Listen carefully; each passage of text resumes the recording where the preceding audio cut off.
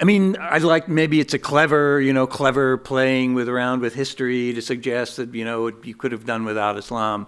But that's not my intent.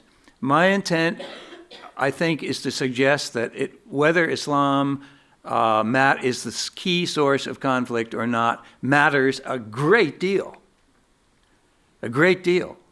Because if we say that Islam is the problem, then therefore I'm saying it's them, it's their problem, they have problems, and indeed the Muslim world or most of the rest of the world does have problems, we have problems, but it's their problem, it's Islam, they've got to shape up, they've got to change, and furthermore it suggests a religious, cultural problem that can't be overcome in anything less than maybe 100 years, and maybe some of you have seen mention of 100 years war even on the part of a few figures in Washington, or at least people talking about a struggle for generations going on. But it's always them.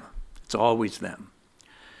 If, on the other hand, we say, no, the problem is not essentially about Islam or religion, but the problem has to do with a long history of Western intervention, imperialism, British and French and others controlling most of the colonial world, the long anti-colonial struggle, the exploitation of the economies of colonial countries, as I said, the division of the borders, all of these things, redrawing of the borders, intervention right down now to the global war on terrorism.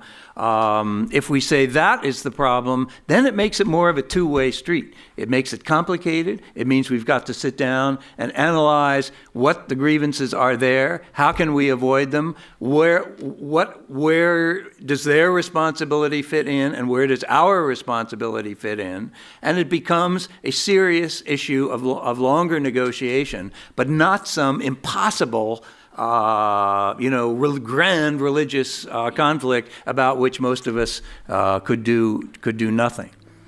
So that's why I think this book matters to overcome this issue.